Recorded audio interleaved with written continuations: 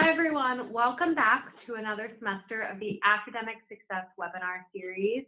And welcome back to the Hilltop and online for any of our online students joining us. The series is presented by the Academic Resource Center on main campus. We're located in Levy 338. We just got a brand new office. Would love for you to stop by, visit. And at our office is located in the program suite in C144. Just a quick introduction. My name is Ashley Bray. I'm the Disability and Learning Skills Specialist at the School of Computing. You can see my email there below. So for any questions around academic accommodations or learning skills strategies, if you are an SES student, you should be in contact with me. I'll let my colleague who's here with me today introduce herself. Hi, everyone. Welcome back. I'm Annie Balat. I'm the Learning Skills Specialist on main campus, and you can see my email address listed below. If you have any questions, concerns about academic skills, study habits, you can come visit us like Ashley mentioned in Levy 338. Before we get started today, just wanted to go over some housekeeping things. One, you can keep track of all of our kind of events and resources that we're posting up on our website through Facebook and Instagram. At Facebook, we are ARC Georgetown, and on Instagram, we are at ARC_Georgetown. We post study tips, free apps, academic resources, campus resources, our ARC newsletter. So make sure you're checking in either on social media or with the website to make sure you're staying up on the latest ARC news. And again, just wanted to remind everyone the full slate of webinars that we have this semester. They're about every 2 weeks. Obviously today we're talking about getting back on track. On the 25th of September, we are going to be discussing habit building. October 11th, managing the online classroom, which would be great for a lot of our online students. Staying within that same theme, on the 24th, online test-taking strategies. And then right before we get into finals, we'll kind of round out the semester with test anxiety tips. Sleep habits, really important as we go into finals in the busy times. And of course, we'll always do a webinar on final exam prep. As always, the webinars will be recorded and posted on our website. And all webinars this year will be taking place at 1 p.m. instead of noon. That is a new change. So hopefully that will accommodate a few more student schedules so that way you can join us. All right, let's get started. So talking about getting back on track now that you are back on campus, now that ad drop has completed, you're getting settled into your courses, it's important to think about how you can get organized moving forward through the semester. We're really trying to take a proactive mindset here rather than wait until October to feel like you have everything organized. So let's make sure that you're getting organized right now before the busyness of midterms and all of that hits. So first on our list is, have you bought your books, notebooks, folders, and planners for your courses? So of course, looking at books, all of that information can be found on your course syllabi, usually at the top of the syllabi. If you're not sure where to locate that information, definitely talk with your professor or TA to determine which books you need. Are they available in paper copy? Is it something that you can download? So definitely ensuring that you know that information. And then thinking about your organizational strategies. Do you want one folder for each of your classes? Do you plan to have one binder that encompasses all classes? So figuring out what type of system works best for you. Once you have purchased your supplies for each class, thinking about, have you designated a folder, binder, notebook for your classes? And then can you locate your syllabi? Do you know where to find that? Is it bookmarked on your computer? So most courses, I would say, have now transferred over to Canvas. So all of that information should be there. There's a slot on Canvas that says clearly syllabus. So I would click on that, see if your professor has uploaded it. Sometimes it's in the file section on Canvas as well. But make sure you download a copy. Make sure you print out a copy. Put that in the beginning of your folder so that you can look at it every single time you're opening your folder or notebook so you are staying on track with assignments. All right, continuing on. So the next part of our list is determining the type of organizational tools that you're going to use throughout the semester to stay on track with due dates and assignments. I think Ashley and I stressed this a lot, that we really want students to stay on track of these assignments in a more proactive manner rather than waiting the night before to look at your syllabus to see what's upcoming for that next day. So we've listed a few different options. You can certainly pick one of these, you can pick more than one of these, or you can come up with your own system. But thinking about, are you more of an electronic person and you like the Google Calendar format, which we're going to go into a little bit more depth here in a little. Are you more of a paper pen person and you like the planner? We have an example of a weekly schedule handout that you can print out every week and draw in your course schedule and add in when you have upcoming due dates and deadlines. Are you more of a Post-it note person on a day-to-day basis? Want to write out a Post-it note on what's upcoming for that week and kind of what tasks you're doing each day? And then we're going to go through and shout out our Understanding Your Syllabus handout, which can be found on our website, which is a really good way to take all the most important information from your syllabus and add it to this handout. Great, and so as we promised, we wanted to share just a couple different examples of planners, schedules, so you can kind of pick and choose what works best for you. And so this is just one that we really like. It kind of lays out, your Monday through Sunday week.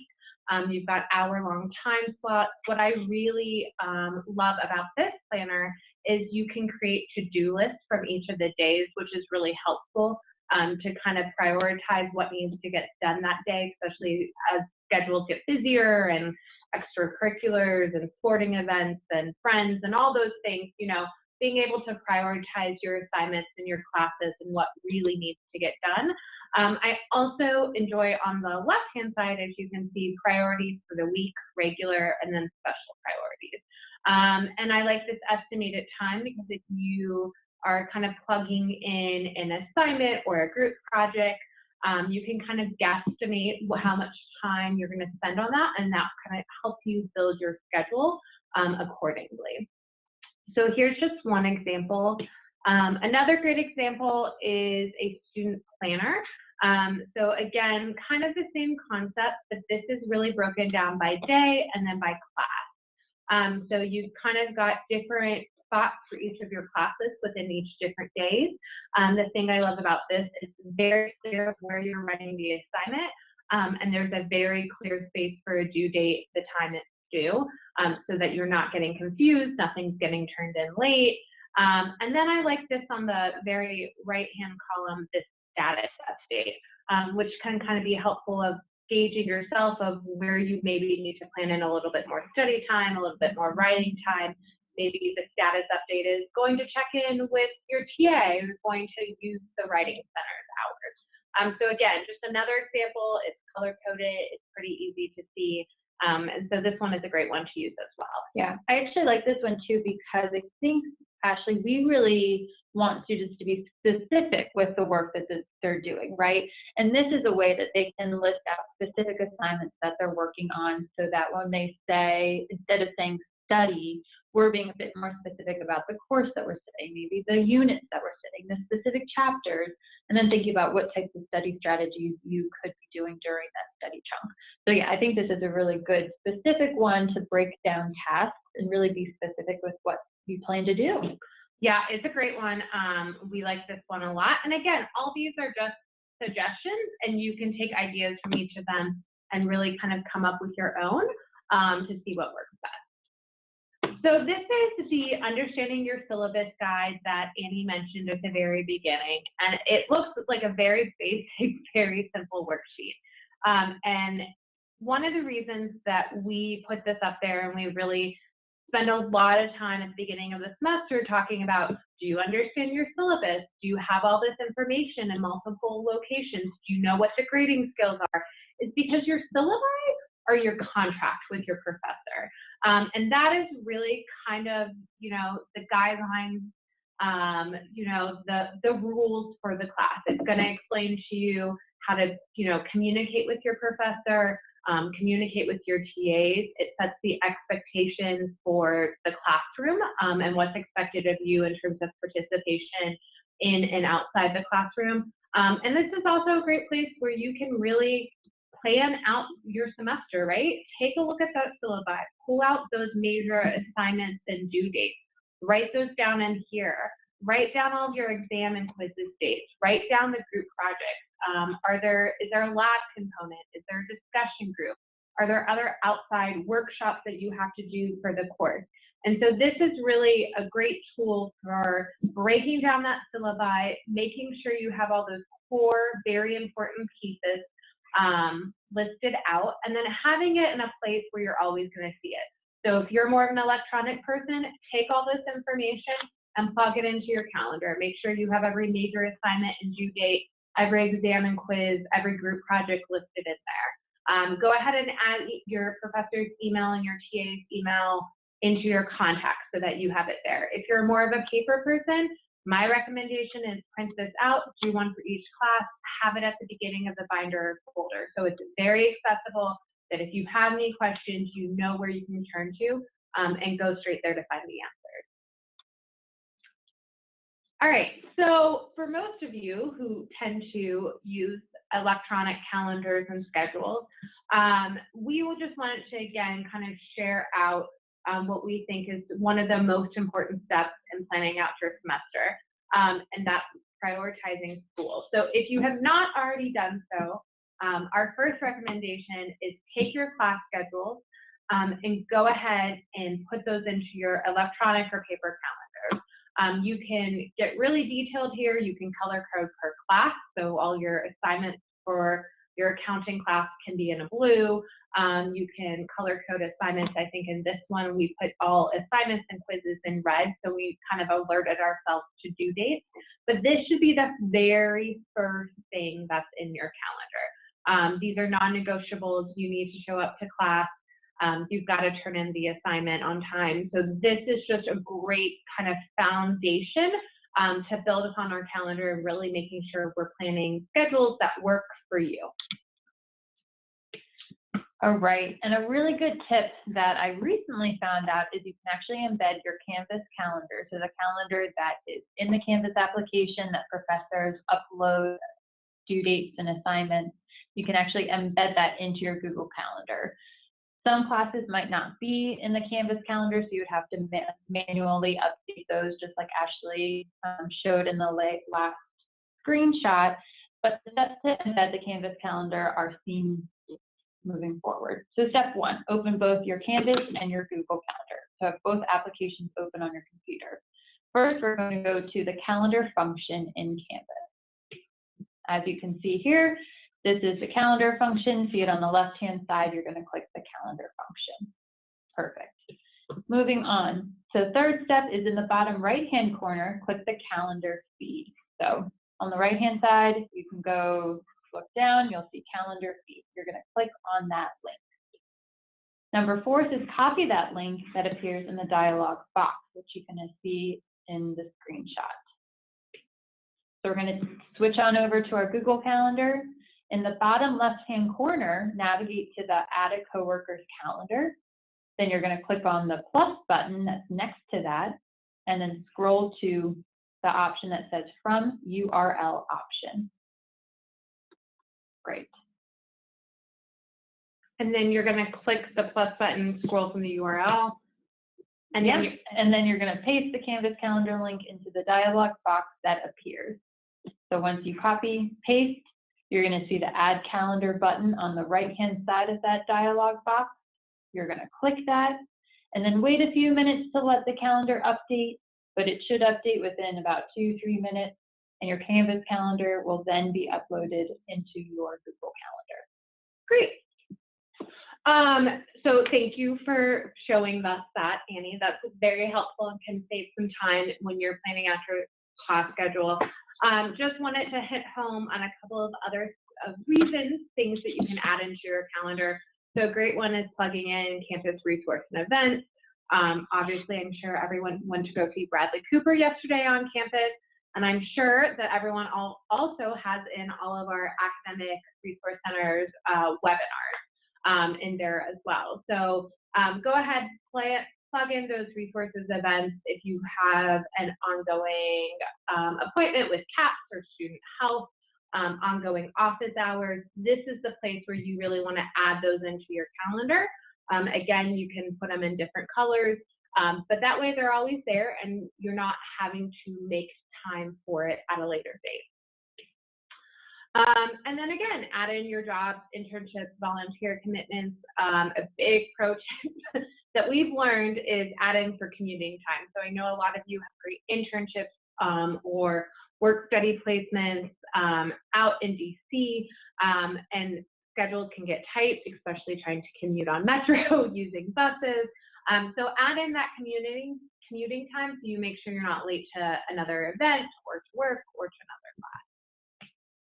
And then the last tip for adding in study and break times that we really hit home about here is using the Tutor One Roll.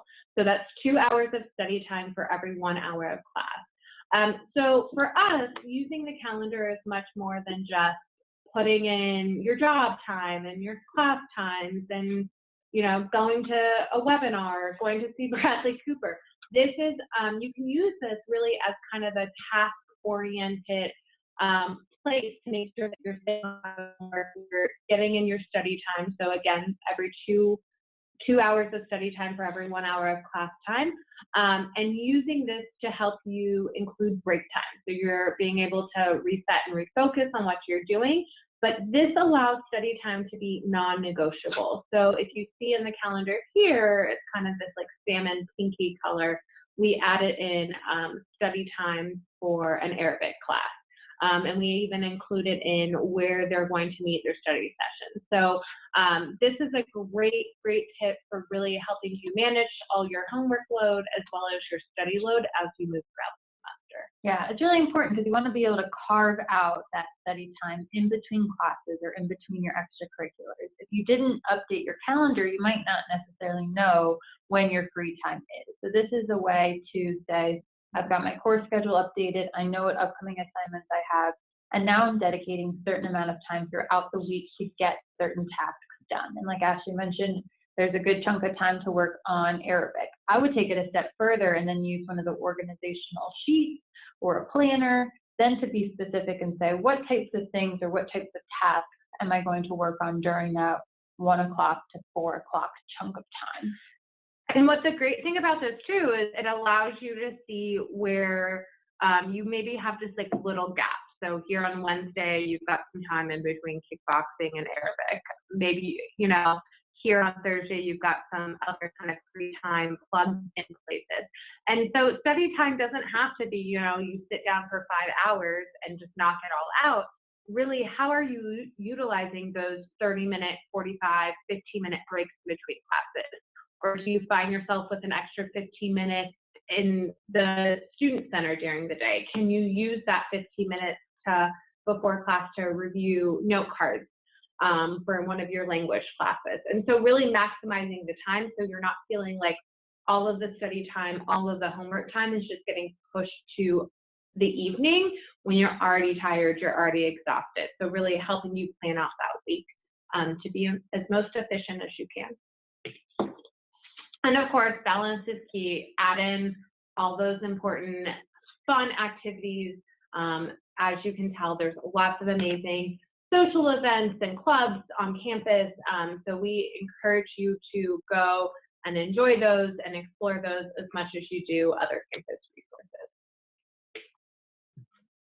All right, so wanted to talk a little bit kind of going off of calendar, but what is a study schedule and really how do you create one? So I think the first step is spending some time each night or early in the morning if you're a morning person, and really just kind of laying out the tasks that you want to complete the next day. And this is really important, I think, for students being very specific and realistic with your goals, right? So obviously you're not going to write a whole research paper in a 2-hour setting, right? You're going to have to break it down by going to the library, doing the research, making sure that you've narrowed down your resources for your bibliography, and then actually writing the paper maybe some writing lab, writing center trips in there as well. So really breaking those kind of bigger assignments down and being very specific of what you want to do that day. So if you have a research paper, maybe you spend an hour and a half in the library just doing some research, and that's your goal for the day. And then on the next day, you can add in working on the bibliography, writing a thesis statement, and so on and so forth. Use your designated organizational tool to track this. I know the library has a lot of great stuff built into their system to keep track of kind of resources and bibliographies, but you know, whatever works best for you. Is it broken down by subject? Is it that class planner? Is it creating a task list in your Google Calendar? But whatever it is, make sure you're keeping track on it, and I think that will help you from kind of, you know, spending those first 15, 20 minutes when we often sit down to start doing homework or start studying and kind of going, well, where do I start? I forgot what I was working on last night. Make a list of all the items on your to-do list, establish priorities, what things have to get done today, what are your non-negotiables, and then again, being realistic about how much time it will take you to complete each task. And I always recommend to students to overestimate than underestimate, because it's going to feel a lot better if you are done earlier than if you only give yourself an hour and it actually takes 2 hours. And then decide when you're going to complete the items on your to-do list. Again, using those breaks throughout the day you have to maximize your time, but also being realistic about due dates and then planning backwards from there so you can really set up a study schedule that works. And I think it's important too, when you mentioned this, estimating the amount of time tasks will take, because something could take me a lot longer than it may take you. So it's really being realistic with your own abilities and skill set in your classes. So math is not my strong suit, but I know you're really good at math. So something that I might have to work on in math may take me a bit longer, and that's okay. But it's being realistic and not necessarily comparing the amount of time something takes me with a peer. Yep. All right. And some other things to consider. Determine your low and high periods of concentration. So this is something that Annie and I talk about a lot.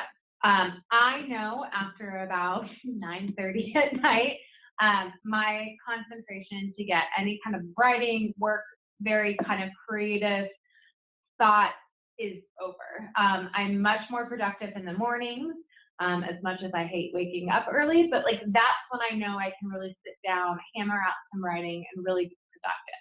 So knowing yourself and being realistic about, you know, sometimes we're not going to always write our best papers at 3 o'clock in the morning. So can you, you know, schedule that around to maybe midday when you have some time?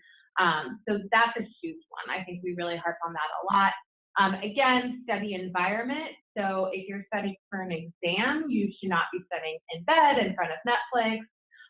You should really try to be replicating a test-taking environment when you're studying for exam. Are you studying the same subject multiple times throughout the week? Most of us, it takes some repetitive studying to be able to grasp onto concepts. So can you set, you know, 20 minutes every day in the morning before class to go over vocab words or Spanish? So kind of using tips and tools like that. And then again, tackling hardest and most complex tasks first when you feel that your energy is up. So for Annie, math might not be her favorite subject, but if she's most energized in the morning and that's when her brain's kind of the clearest and she has the highest energy, that would be my suggestion. Well, you should probably tackle your math problems in the morning. And finally, a big one is don't steal time, trade it. So we understand life happens, things pop up, people get sick, but instead of just saying, well, I'm going to replace this appointment with study time, you should automatically say, well, where am I going to fit in that other study time? Can I fit it in on another day with another big chunk, or do I need to break that down and spread that out throughout the day? Always make sure you're trading it and it doesn't disappear from your calendar altogether. Yeah, unfortunately, we can't buy more time in the week. We have 168 hours. We have to use it productively. So like Ashley was saying, can we adjust? And making a schedule has to be flexible. So if another event comes up and you really want to go to it, or a friend's in town and you really want to show them around the city, definitely do that. But then how can you adjust your schedule to accommodate the studying that you already had within that time block? All right, so that's it for today's webinar and getting back on track. We have a feedback survey. It's https://tinyurl.com/ARC webinar feedback. You can go there, provide us with feedback, make suggestions for other topics. Again, we do take individual appointments, so if you want to spend some time talking more about time management or setting up your schedules, don't hesitate to get in contact with either one of us. Again, Annie serves main campus, I serve SDS students. And we hope to see you all back here on Tuesday, September 25th at 1 p.m. And we're going to be talking about habit building, which is a great beginning of the semester topic. So hopefully everyone is enjoying their time on the hilltop. Everyone has a great start to their semester, and we'll see you in 2 weeks.